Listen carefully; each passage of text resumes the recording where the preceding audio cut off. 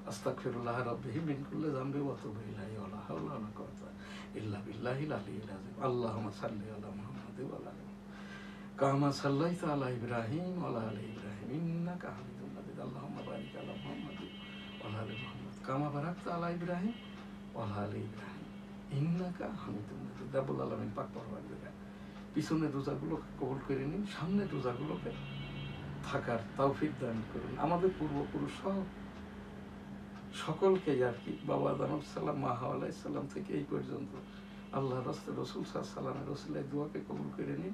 আস্তাগফির আস্তাগফির আস্তাগফির আস্তাগফির। রব্বুল আলামিন আমাদেরকে মাফ করে দিন, কবুল করে নিন, আমিন। আলহামদুলিল্লাহি রাব্বিল আলামিন আর রহমানির রহিম মালিকি ইয়াকা নাবুদু ওয়া ইয়াকা নাস্তাঈন ইহদিনাস সিরাতাল মুস্তাকিম সিরাতাল লাযীনা আন'আমতা আলাইহিম গায়রিল মাগদুবি আলাইহিম ওয়ালাদ-দাল্লিন আমিন। রব্বানা আতিনা ফিদ দুনিয়া হাসানাতাও ওয়া ফিল আখিরাতি হাসানাতাও ওয়া কিনা আযাবান নার। রব্বানা যালামনা আনফুসানা ওয়া ইল্লাম তাগফির লানা ওয়া তারহামনা লানাকুনান্না মিনাল খাসিরিন। সুবহানা রাব্বিকা রাব্বিল ইজ্জাতি আম্মা ইয়াসিফুন ওয়া সালামুন আলাল মুরসালিন আলহামদুলিল্লাহি রাব্বিল আলামিন। লা ইলাহা ইল্লাল্লাহু মুহাম্মাদুর রাসূলুল্লাহ। আমিন।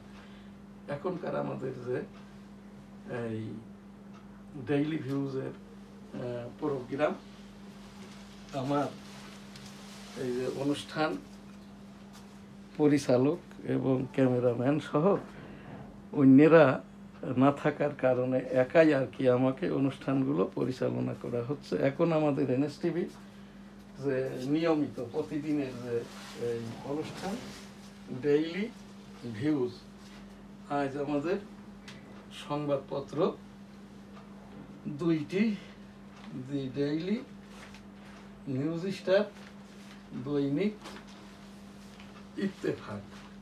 শুরুতেই আমাদের আজকে যে ইংরেজি সংবাদপত্র, আজ 21 মার্চ 2025, www.dailynewsstar.com,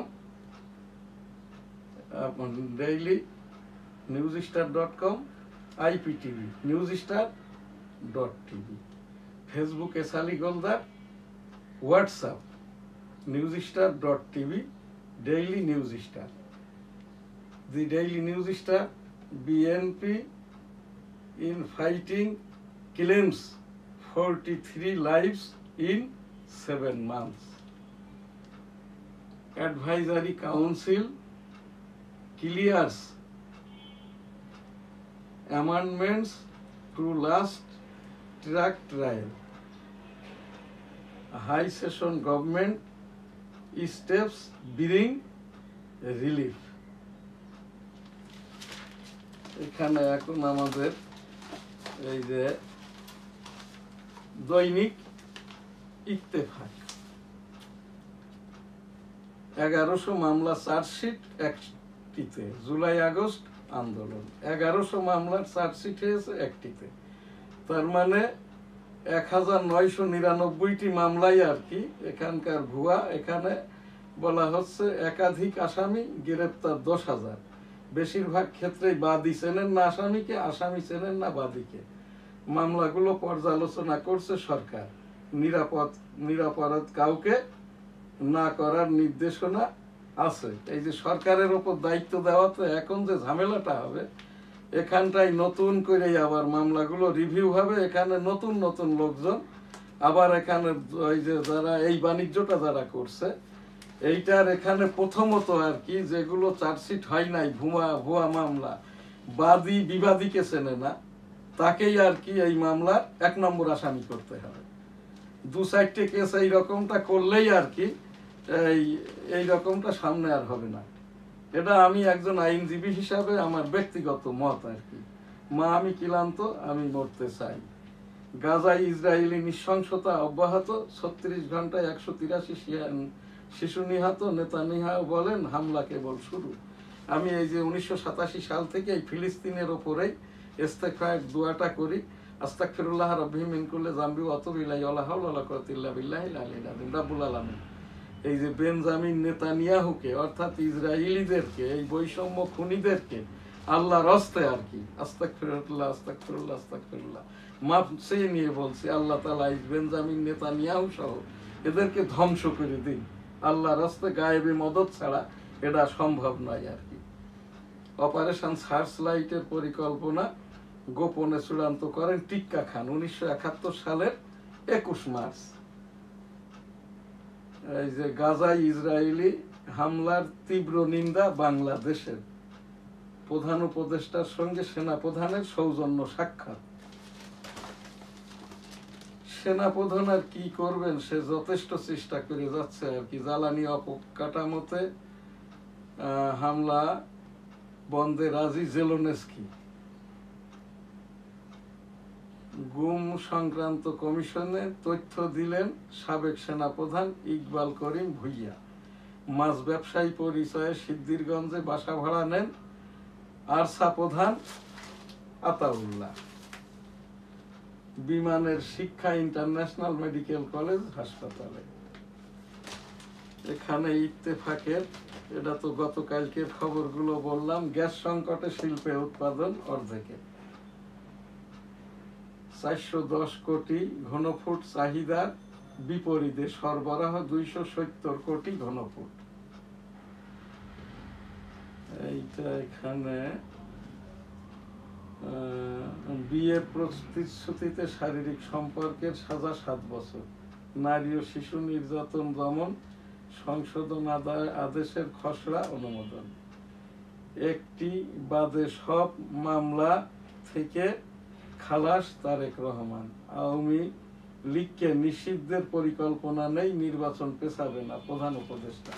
প্রধান উপদেষ্টা বলেছেন এই যে নির্বাচন, আওয়ামী লীগকে নিষিদ্ধের কোনো পরিকল্পনা নাই, নির্বাচন পিছাবে না প্রধান উপদেষ্টা। আওয়ামী লীগকে কিভাবে এই যে নিষিদ্ধ করবে, কাকে নিষিদ্ধ করবে? এখানে তো আওয়ামী লীগ সমর্থকের সংখ্যা প্রায় আপনার মানুষ হিসেবে ধরলে এখানটায় আর কি 7 কোটি, ভোটার হিসেবে ধরলে 5.5 কোটি, যার ভিতরে মুক্তিযোদ্ধা পরিবার সর্বদলীয় ভাবে আর কি 1.5 কোটি পরিবার, অর্থাৎ প্রায় 4 লক্ষ মুক্তিযোদ্ধা ভোটার আর কি পরিবারের।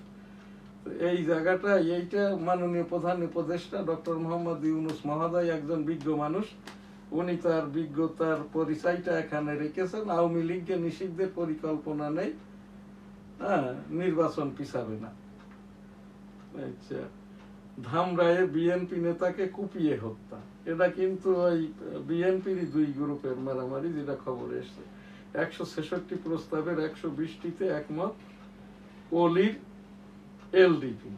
এই যে ভেতর বাইরে থেকে সংস্কার প্রক্রিয়াকে বাধাগ্রস্ত করার চেষ্টা হচ্ছে, আলী রিয়াজ। ভেতর বাইরে থেকে সংস্কার, কি সংস্কার হচ্ছে, কারা করছে, কারা স্টেক হোল্ডার, এটা 18 কোটি জনগণ কেউই কিন্তু জানে না। আলী রিয়াজ মহোদয় যখন দেখছেন এখানে তার কোনো সাড়াটাই নাই আর কি, যে আর সাড়া থাকবে কিভাবে? নিজের পরিচয়টাই তিনি নিজে গোপন করছেন। এখানে ভেতর বাইরে থেকে সংস্কার প্রক্রিয়াকে বাধাগ্রস্ত করার চেষ্টা চলছে। প্রত্যেকটা জায়গায় যেরকম লেখা হয় ব্যারিস্টার, ডক্টর, প্রফেসর, কিন্তু আলী রিয়াজ এনার আগে পরে কিছু নাই। আমি এখান থেকে যেটা ঘোষণা করছি, আলী রিয়াজ মহোদয়, আমি তো 2001 সাল থেকে একাধিকবার আমেরিকাতে গিয়েছি। আমি রিয়েল ওয়েতে আর কি সাংবাদিকতা করতে আইটি ভিসাতে গিয়েছি 2001-এ, পরবর্তীতে একাধিকবার। উনি কি বাংলাদেশের এনআইডিটা সঠিক পেরেছেন? আমেরিকাতে কি বাংলাদেশের নাগরিক হিসাবে বৈধভাবে লেখাপড়া করতে গিয়েছিলেন, না চাকরি করতে, না বেড়াইতে? এইগুলো আলী রিয়াজ মহোদয়কে আমি ডেমোক্রেটিক বাংলাদেশের প্রেসিডেন্ট হিসাবে আমি এই জায়গাটায় আলী রিয়াজ মহোদয়েরই দায়িত্ব, প্রমাণের দায়িত্ব বাদীর বা ব্যক্তির। যেহেতু উনি এখানে আমাদেরকে পরামর্শ দিতে এসেছেন, সংস্কার কমিশনের চেয়ারম্যান সেজে বসে আছেন, আলী রিয়াজ মহোদয় আপনি আপনার পরিচয়টা আগে, পরিচিতিটা নিশ্চিত করেন। আর তা না হলে ইতিপূর্বেকার 111 সহ এরশাদের সময় আপনাদের মতো এরকম অতি উৎসাহী ব্যক্তিদের যা হয়েছে না হয়েছে, এবারটার কি হবে এটা জানেন মাননীয় এই যে প্রধান বিচারপতি। এই জায়গাটাই আমি উপস্থাপনা করলাম। এখানটাই সরকার গণমাধ্যমের নিরপেক্ষ ও দায়িত্বশীল ভূমিকা প্রত্যাশা করে। এই যে তথ্য উপদেষ্টা, এর বয়সটাই হয়নি, লেখাপড়াটা নাই, তারপরে কেউ নিয়োগ দেয় নাই, রাষ্ট্রপতিও না, প্রধান উপদেষ্টাও না। নাহিদের জায়গায় স্বঘোষিত, সে প্রধান উপদেষ্টার প্রেস সচিব থেকে উপদেষ্টা, তারপরে তথ্য সম্প্রচার মন্ত্রণালয়ের উপদেষ্টা। আমি কিন্তু একে, এই যে আমি একজন দি ডেইলি নিউজ স্টার সংবাদপত্রের সম্পাদক হিসাবে এই মাহফুজ আলমকে কন্ডেম করেছি। আমার 38 বছরের সাংবাদিকতা, এইরকম একটি বাচ্চা ছেলেকে এই জায়গাটায় আবার বলছে সরকার গণমাধ্যমের নিরপেক্ষ ও দায়িত্বশীল ভূমিকা প্রত্যাশা করে সরকার, অর্থাৎ এখানটাই আর কি। তাহলে এই মাহফুজ আলমের কাজটা কি? এর এখান থেকে আমি তাকে সাপোর্ট করি না। আর এই মাহফুজ আলম যতদিন উপদেষ্টা থাকবে, আমি এই যে আমার যত নিউজ স্টার, আমার যে 6টি সংবাদপত্র, এর কোনো কার্যক্রমই আর কি আমি সশরীরে বা উপস্থিত করব না, ডকুমেন্টারি ওয়েতে করব, উপস্থাপনা এখান থেকে। আমাদের এই যে জাতীয় দিবসগুলোর যাতে করে আমরা করপত্র পাই, এই যে সামনে স্বাধীনতা দিবস 26শে মার্চ, যাতে সকল সংবাদপত্র দৈনিক, সাপ্তাহিক, পাক্ষিক, মাসিক পর্যন্ত আমরা যাতে করে এই করপত্র পাই, আমাদের করপত্র ছাপা থেকে বঞ্চিত করবেন না। যোগ্যতা অযোগ্যতা তথ্য সম্প্রচার মন্ত্রণালয় বিধি মোতাবেক যদি না থাকে, বিজ্ঞাপন আকারে বিল পাবে না। যে যেরকম ক্রাইটেরিয়ার পত্রিকা সেই রকমটা ভাবে এই যে ডিডাক্ট আকারে এই বিজ্ঞাপন বিলটা পাবেন। আর এই জায়গাটাই আমরা যারা আর কি এই যে মুক্তিযুদ্ধের করেছি, মুক্তিযোদ্ধা আর কি, আমাদেরকে যাতে করে অনুমোদন যদি নাও দেওয়া হয়, আমি ওই যে আবেদন করেছি, আবেদনের প্রেক্ষিতে আমি এই স্বাধীনতা দিবসের করপত্র প্রকাশ করব, যাতে করে আমাদেরকে ওই যে পজিটিভটা দেওয়া হয় আর কি। আমি এই সাংবাদিক সংগঠন বাংলাদেশ সংবাদপত্র পরিষদের এই যে আমি নির্বাহী সভাপতি, সেই হিসাবে আর কি এখান থেকে আমি এইটা উপস্থাপন করলাম আর কি। ন্যূনতম বলে কিছু নেই, মৌলিক সংস্কার এই সরকারকে করতে হবে। নাহিদ ইসলাম ঠিকই আছে, এই যে মৌলিক সংস্কার করলে তো খুবই কয়েকটা পয়েন্ট আর কি। হ্যাঁ, এই সংসদ, নির্বাচন কমিশন, আইন শৃঙ্খলা ব্যবস্থা, এইগুলোর ওপরে, যেটার ওপরে আইন আছে এবং প্রত্যেকটা ক্ষেত্রে মন্ত্রণালয় ভিত্তিক আপনার এসআরও আছে, এরপরে যেটা হলো রাষ্ট্রপতির প্রজ্ঞাপন আছে। এটা 3 ঘন্টার ব্যাপার। নাহিদ যে কথাটা বলছে, এই ছেলেটাকে আমার খুব ভালো লাগে। এই যে আন্দোলন পরবর্তী থেকে এই পর্যন্ত এই নাহিদ ইসলাম একটি ছেলেকেই পেলাম যে সৎ, অর্থ নির্লোভ এবং আর কি এই যে রাষ্ট্র পরিচালনায়, রাজনীতির ওপরেও এবং দেশপ্রেমের ওপরে, জনগণের ওপরে যথেষ্ট ছেলেটা একটা ইয়ে আছে আর কি। এই ছেলেটার কথাটা শোনা মানা উচিত। ইউনূস মোদি বৈঠক আয়োজনে দিল্লির সঙ্গে যোগাযোগ করছে ঢাকা। নাগরিকের মৌলিক অধিকার হরণ থেকে রাষ্ট্রকে সরে আসতে হবে। ইফতেখার, নাগরিকের মৌলিক অধিকার থেকে এই ইফতেখার, ইনি হচ্ছেন ওই কি বলে, ইনিও একজন ফেলো আর কি। তো দেখা যাচ্ছে এখানে বলছে নাগরিকের মৌলিক অধিকার হরণ থেকে রাষ্ট্রকে, রাষ্ট্র কি, রাষ্ট্র মানুষ হইছে কি সব কথাবার্তা এগুলো। এইসব কথাবার্তা থেকেও আপনারা এই যে ইফতেখারুজ্জামান সাহেব, আপনাকেই বলছি আর কি, আমাদেরকে জ্ঞান দিবেন না। আমি 1987 সাল থেকে আর কি এই কাজগুলোই করি রাষ্ট্র নিয়ে। আমি রাষ্ট্রপতি পদের জন্য পদপ্রার্থী হয়েছি আর কি। এই রকম ভাষাটা সংবিধানে, গণতন্ত্রে, রাষ্ট্র পরিচালনায়, রাজনীতিতে কোথাও পাই নাই। নাগরিকের মৌলিক অধিকার হরণ থেকে রাষ্ট্রকে সরে আসতে হবে। রাষ্ট্র কি আজকে মানুষ হয়েছে, খাবার দাবার চাইতেছে? এইটা এই রকম কথাটি বলবেন না আর কি। সাংবিধানিক গতভাবেই নাগরিকের অধিকারটা নিশ্চিত করবেন, কথাটা হবে এই রকম। রাষ্ট্রপতির প্রজ্ঞাপনের মাধ্যমে জনগণের এই যে অধিকারটাকে নিশ্চিত করবেন। আপনি যদি এটা না পারেন, আমি তো বারবারই ঘোষণা দিচ্ছি, ডেমোক্রেটিক বাংলাদেশ গবেষণামূলক সংগঠন, আমি এই যে নিজের ঘরের ভাত খেয়ে বনের মোষ তাড়াই, মহিষ অর্থাৎ আর কি ওই যে গবাদি পশুর মহেশ নয়, যারা এই রকমটা কথাবার্তা বলে এদেরকে শিখানোর জন্যই এটা আমার নিজস্ব ভবন এখন ছেলেকে দিয়ে দিয়েছি। কোনো বেতন করি লাগবে না, পয়সা লাগবে না, আসতেও হবে না। www.dailynewsstar.com জানার যা কিছু আছে প্রশ্ন আকারে পাঠাইবেন, জানিয়ে দিব। বিজ্ঞান বহির্ভূত অন্যান্য বিভাগ বন্ধের নির্দেশ।